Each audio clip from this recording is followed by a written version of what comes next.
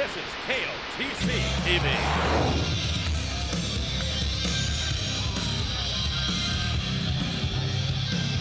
You're tuned in to King of the Cage.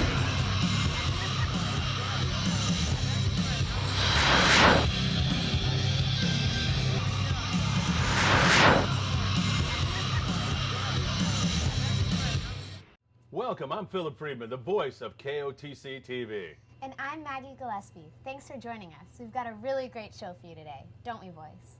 Absolutely, Blondie. King of the Cage is really taking off, and KOTC TV is going to take you right inside the cage for all the great fight action.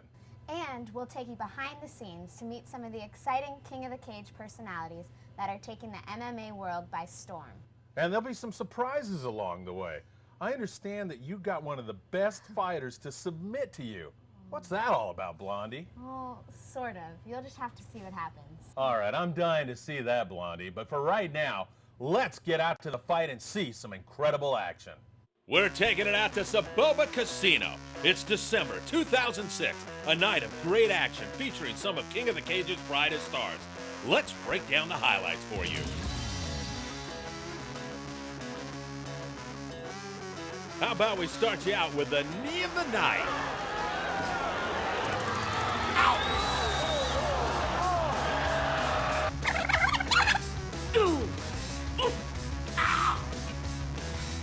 Oh, that's gotta hurt.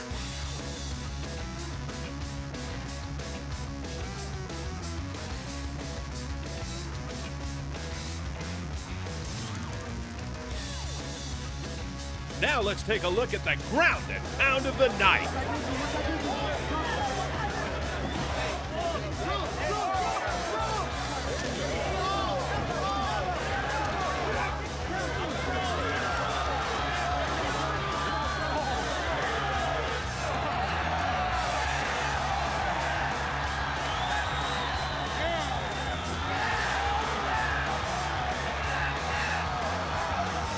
Absolutely brutal.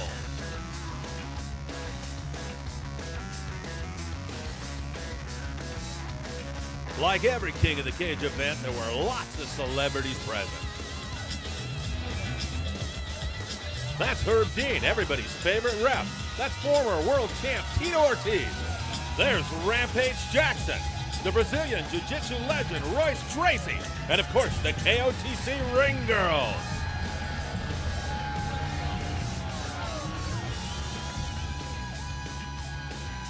Back to the action with the triangle of the night.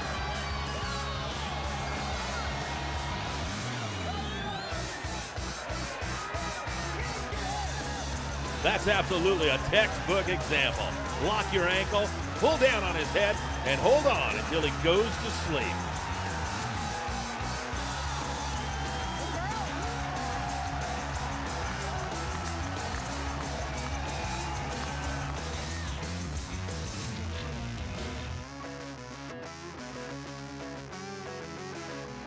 Let's take a look at two beautiful arm bar submissions.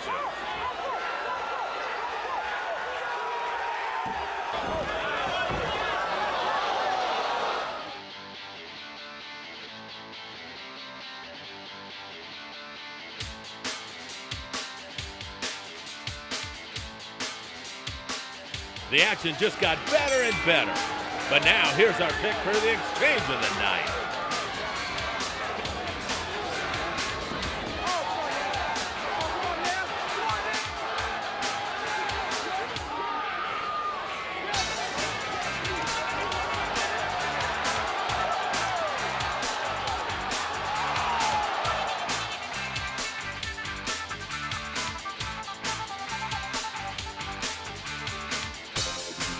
Let's wrap up our coverage of the Saboba action with our second pick for knee of the night. I'll warn you, this is not for the faint of heart.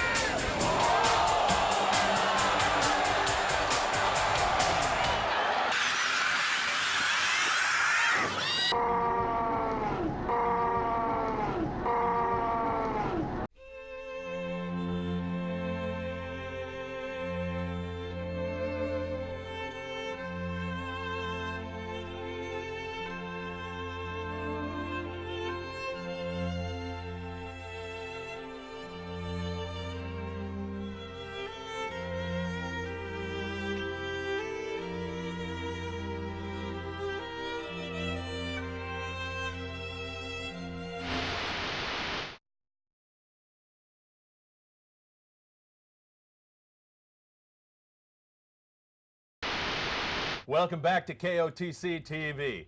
Blondie, what's coming up? Well, Voice, we're going to step outside the cage and meet two of its brightest stars. First, you're going to talk to the reigning welterweight champion of the world, Slam Weatherspoon.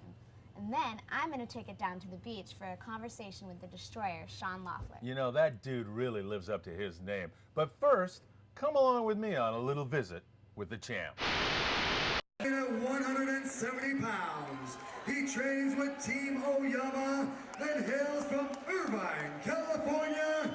He is the King of the Cage, welterweight champion of the world, Aaron Slam Witherspoon. Booyah! Fighter Profile. I'm here in Irvine, California at the No Limits Training Center. We're getting ready to go in as Aaron Slam Witherspoon is going to take us through a training session.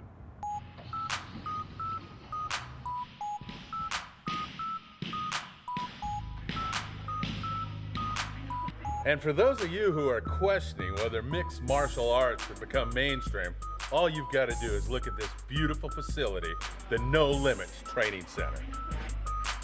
But amidst all the fitness devotees in this facility, one guy really stands out from the crowd, Slam Witherspoon. Everybody in here is training hard, but nobody can match the intensity that Slam brings to his workout.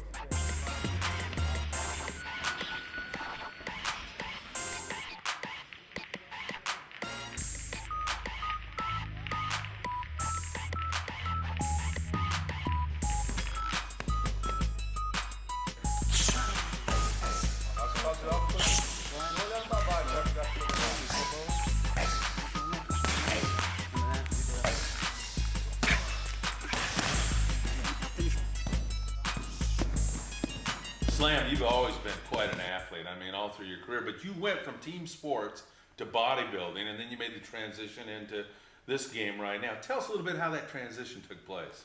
Okay, I was a bodybuilder and a powerlifter, and at the time there was an individual that was coming to my gym. He continuously kept, bugging me to go in, and one day I just said, screw it. I said, if you leave me alone and never talk to me again, I'll go in. I've only been at this for about 1.5 years, 2 years, and I've excelled a lot only because of my coach and because of my teammates. And like I said, on a scale of 1 to 10, I'm ranging about a 4. I still have a full-time job, so that's stopping my progress as a fighter, but at the same time, it still humbles me. I think you have to earn that position of being a full-time fighter. I think you have to earn the things that come along with that. I think it's a blessing to be able to wake up every morning and do, what God has put in your heart to do. I really think that's a blessing. I mean, to me, I get to come to work and I have fun. I have fun with what I do, you know what I mean? And I have fun having the bumps and bruises and things like that. People say, oh, how could you do cage fighting? How can you do that? How can you sit behind a desk for 9 hours a day? In March, you'll be at this 2 years. You got to feel like your growth potential is huge. I definitely. I think I've barely scratched the surface. I'm just getting comfortable fighting in a cage. I think in the next couple years, you'll hear a lot more devastating things that I think come with me. As long as I'm with, Team Oyama, and as long as I'm with my coach, I'm going to continue to grow. I honestly feel people that are fighters, people that are warriors, warriors, they don't retire, they're beaten. They fight because that's what they are, they're fighters. And as fighters, sometimes we fight so we don't have to fight anymore. It's just part of us. We fight to a certain point where you want to get to a financial status where you don't have to fight anymore. But great fighters don't retire. Great fighters are beaten because it's a part of them. They love it. That's what they do. It's just like, warriors back in the old gladiator days. You fight until you're dead. I mean, I've only scratched the surface, and to people that think I'm going to leave and go somewhere else, I'm going to be at King of the Cage for a long time, for a while. And you can be sure that KOTC TV will continue to follow Slam's career. Now let's check in with King of the Cage at the Fitness Expo in Pasadena, California, to see how our sport and its stars are reaching out to new fans. In the fitness world, mixed martial arts is gaining new devotees every day. And with charismatic representatives like Slam, the future of MMA is really looking bright.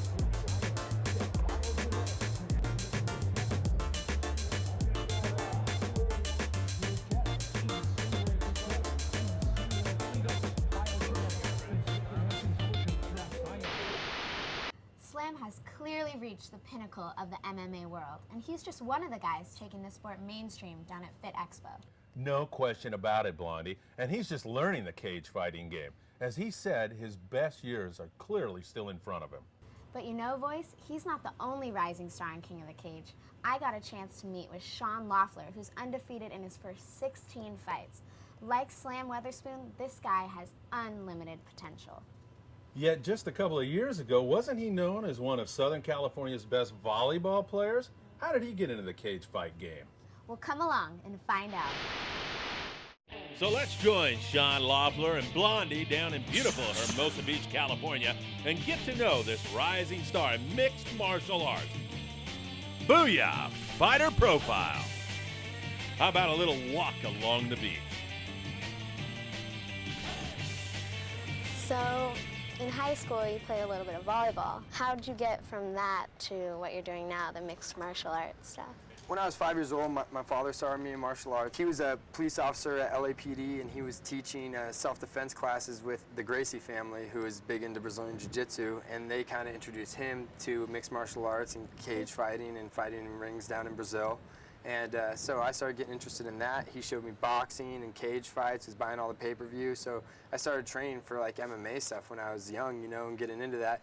I played volleyball because all my friends were playing volleyball because we grew up here at the beach. Yeah. And it was kind of like, if I'm going to play a sport, I might as well play something my friends are all doing. But then I realized my passion was really fighting, so I took up that professionally right before I turned 18. Some guys are methodical, some guys are counterpunchers. You're like the ultimate aggressor. You're the destroyer. Is that your personality, or how did that come about? You know, it is my personality, but when I fight, it's like, I like the pure aggression. You know, I don't like watching fighters that sit there and are real methodical or counter strikers. You know, that might be their strategy, and I respect that. But me, like, I'm out to fight. You know, when you say fight, I'm gonna fight you. Like, I'm gonna come across the cage and punch you in your face. And you can do whatever you want to do, but I'm gonna keep punching you in your face or kicking you in your head until something else happens, and then I'll pick you up and slam you on your skull. And that's what I do, you know? Like, my whole personality, anything I do, I'm aggressive. You know, I'm an aggressive guy. Sean, the last guy that you fought was unconscious for like a minute and a half. Don't you feel bad when you do that, or how do you feel? You know, I get that question a lot, and I don't feel bad at all. These guys know who they're fighting. You know, they can Google me and they can watch me fight, and they know what they're getting involved in. You know, like I said, I'm aggressive as hell. They know that somebody's coming to just like crush them in the cage. So if they sign that contract saying that they're going to fight Sean Loeffler and now expect to be unconscious for a minute and a half, they're totally crazy, and that's why I don't feel bad. They know what they're getting involved in. And for anybody else that fights me in the future, I'm just letting you guys know you should bring a pillow and a sheet, because I'm putting you guys to sleep by the time the fight starts, you know? That's it. What was your toughest fight? You know, my toughest fight happened in a organization called the IFBL for a middleweight world championship back in April of 2006. It was against another King of the Cage fighter, Thomas Russell. The beginning of the whole first round, I was just peppering him, kneeing him, elbowing him. We got in the tie clinch. He threw one knee that broke two of my ribs, and it was unbelievable, the pain that you feel with two broken ribs for the rest of the fight. So for 3 minutes, I was fighting with two broken ribs, and I got a triangle choke with 10 seconds left in the first round to end the fight. But it was a pretty rough fight after that, how one strike can just change your whole mentality and, you know, change the tides of a fight. Sean, what's your daily routine in the gym? You know, my daily routine is basically 8-hour days. I go 5 or 6 days a week. Boxing, wrestling, Muay Thai, Jiu-Jitsu, cardio, and weightlifting. Pretty easy. Mix that in with dieting, and there's my training schedule. You know, one of the things I pride myself on, Maggie, with martial arts and mixed martial arts is trying to get the best team and coaches surrounding me, because that makes me confident that no matter where the fight goes, I'm going to be training with the best people in the world at what it is I'm doing. Whether it's wrestling, boxing, jiu-jitsu, Muay Thai, I'm going to be training with the best people, so I know I'm going to be the best. My jiu-jitsu is a gentleman named Bob Bass. He's actually the 1995 world champion. He's the first American ever to get a black belt in Brazilian jiu-jitsu from the Machado family from Brazil, and he's just an amazing jiu-jitsu guy. So he's trained me for years now, and I'm really like a little protege to him. When I'm in the cage, he kind of says that I'm like his remote control car, and he's like the remote, and he just yells something, and I just do it like that, and that's how he's got me trained. My Muay Thai trainer is a guy named Sonny Michaels, who owns a school called The Pit up in Lawndale, California, behind Jiu-Jitsu Pro Gear, one of my fight sponsors. And he's great. He's a world champion, great stand-up fighter. And we've got a real good relationship. Like, we trust each other, and he's really formed me into a technical stand-up fighter. And then with wrestling, I train with a couple people, Bob again, but then a guy named Vladimir Mechashenko, and he's a silver medalist and amazing wrestler from Russia, super tough guy. He's won his last couple of fights. And John Marsh, who's a pride fighter. He's a heavyweight, he's like 250 pounds of pure muscle, and so he throws me around, and that helps me get stronger. And I really, you know, pride myself that all these guys get me prepared in every single, you know, asset of a fight to where I can really bring it on somebody and not feel uncomfortable in any area that I am. So what role do supplements play in your whole nutritional plan? You know, supplements are big, especially when you're cutting weight and you've got to cut out some of the food and stuff. You need some trace minerals and vitamins that aren't provided by a lot of the foods you can eat. So I'll go to like SB Muscle, which is in Redondo Beach. They're one of my sponsors, and they're great. And they really provide me with the knowledge and the products to supplement my body when I am depleted of a lot of food. I mean, I feel real confident that they're going to give me the right advice and the right products and supplements to keep me strong, healthy, and in good cardiovascular shape while I'm dieting an extreme amount of weight. Sean, what does it feel like to be a local celebrity? You know, it's funny because, you know, never living anywhere else but Hermosa Beach and Redondo Beach, it's been real easy to develop a real big fan base around here because I train at all the schools. I don't have any problem training at every school in the South Bay. I went to both the high schools in the South Bay. And I mean, my sponsors are all South Bay based, so anywhere I go I feel real welcome, and I love talking to people. You know, I love to talk in general, and I like to share my personality and to you know, answer any questions any kids have for me or sign anything anybody wants. So when I walk around, people know, like, oh, that's not, you know, he's a tough guy in the cage, but he doesn't put on that front when he walks around like, oh, you can't talk to me. Anybody can come up and talk to me and hang out, have a good time, and it's really paid off. Sean, what's your favorite moment in your career so far?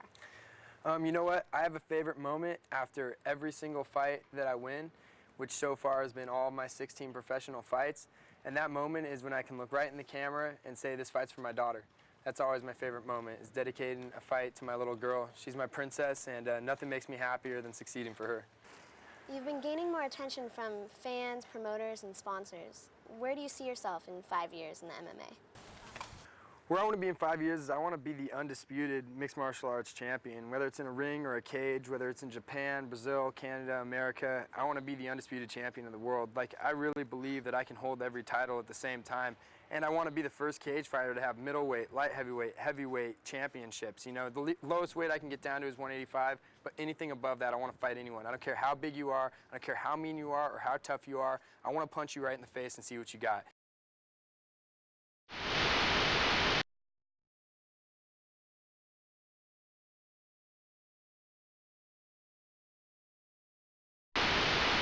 Welcome back.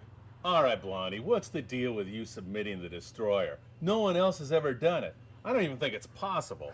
Hey, I'm tougher than I look. Yeah, right. What's the real story? Okay, well, it was actually part of the segment that we did for MMA 101. All right, I get it. And for all of you, let me explain MMA 101. With the sport of mixed martial arts attracting new fans every day, so many of us are still learning the techniques and rules of this game. That's why KOTC TV is going to have experts giving you a mini lesson each and every week. Class is in session. Today's professor is Sean Loeffler. Welcome to MMA 101. We're going to Bob Burns' South Bay Jiu-Jitsu at Hermosa Beach for today's lesson. Let's get warmed up.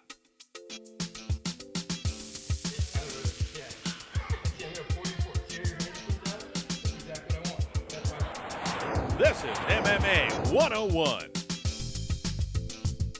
So to get real descriptive on the move we're learning, it's called a Kimura. It's Kimura. Which is a shoulder lock. Right. So you hyperextend the shoulder or break the shoulder when your opponent's on top of you. Which in a lot of situations, if you're doing self-defense, you might be on the bottom, which is in my position. The first position that you want to establish is the closed guard, which is your legs around your opponent and closed. So you can push your opponent away, pull your opponent in to dictate, you're not going to hurt him, to dictate the distance. So, also, if they're punching at you, start like throwing punches, you want to move from side to side so they can't get one, single target, so it's a moving target. To start the move, that's just so you know the position, how to defend yourself when you're on your back. To start the move, you're gonna pull your opponent in so their hands hit the ground. You're gonna hold this down, sit up so my feet hit the ground. So I unclose my guard, I open my guard.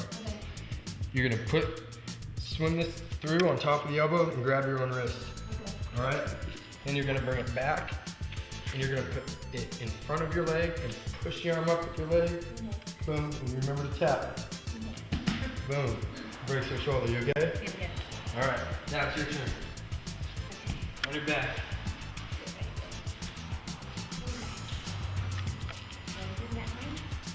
Good. So I'm punching, you're covering your face. Good. Now you pull me forward. Right there, good. Grab your own wrist. Sit up. And you push your leg up. Perfect. That's a Kimura, shoulder lock from the guard position. Second thing, last thing we're going to learn, which is also from the guard position. So you have a couple options. You don't ever want to be a one-dimensional fighter. For any of the other fighters or MMA fans out there that are watching this, you want to have different options in the same position. So you don't seem one-dimensional and you have an array of things you can do if one thing's not working. Does that make sense? Second thing, from the closed guard. You close your guard. You can't get their arms down because they're flailing around or they're really orthodox. So what you're going to do is you're going to pull them again and you're going to swim this arm over. I like grabbing my own knee. You can kind of do whatever you want just to keep their head down. You're going to put your feet down once again. Push away. As you push away, your arm goes around the throat. Close your guard. And apply the guillotine choke. You okay? Oh, my hair's a little messed up, but I'm okay. And that's a real strong choke. Alright. You know, it plugs off your carotid artery or whatnot and makes you feel real lightheaded real fast. Your turn. Alright. Okay. Close guard. Close guard. Good. You get me off balance. Down. You're going to feed this arm right there. Good. Excellent. Put your feet to the ground, push away. Put your hands together. Close your guard again. Close your guard. Get your hips up. The guillotine choke. Your opponent goes unconscious or he taps out. He either taps or takes a nap. Those are two very effective positions. From the closed guard on the bottom, the transitions in the open guard, and recloses the guard to control your opponent. Any questions? Nope. Good. Good job. Thanks. Wow, Blondie, how's your neck? The bruises are just about gone, thanks. But seriously, when you're in the cage, all the moves seem like such a blur. When you break that down, the science of MMA becomes clear, and Sean is definitely a master of his disciplines. It's no wonder he's undefeated. Which is as good a way as to take us to our Rockstar featured fight as any other. Loeffler really lives up to his nickname in this fight. Sit back, strap in, and get ready for one of the most devastating performances you'll ever see in the cage. Rockstar featured fight. Loeffler versus BB, December 2006, Saboma Casino. This fight features an unbelievable offensive display by the Destroyer. The intensity of Loeffler's attack gives BB absolutely no chance to settle into a rhythm. He's simply overpowered by Sean's aggressive style.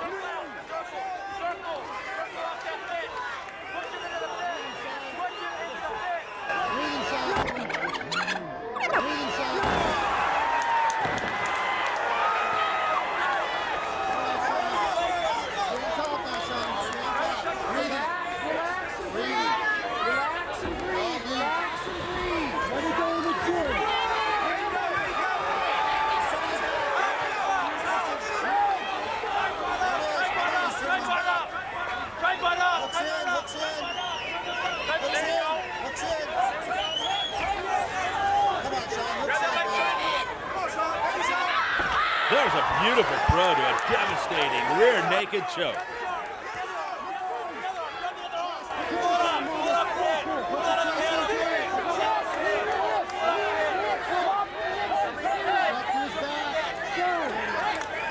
For the record, Loeffler wins it by submission in just 108 of the first round. And the fans go wild. What a performance by the Destroyer. Good training, guys. Good training.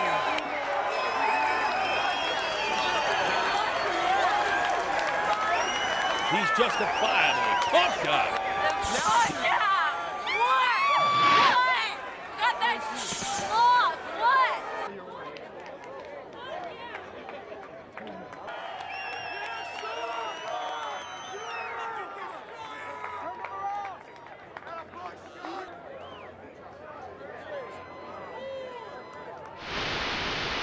It's no wonder that Terry, the owner of King of the Cage, was in there to congratulate Sean after that fight. What a rush. The rest of the middleweight division better look out. And you can be sure that we're going to follow Sean's career right here on KOTC TV. But he and Slam are just two of the many fighters that we'll be featuring.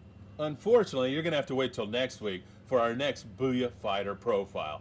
So we hope that you'll join us next time on KOTC TV as we take you inside the cage for the most exciting MMA action in the world.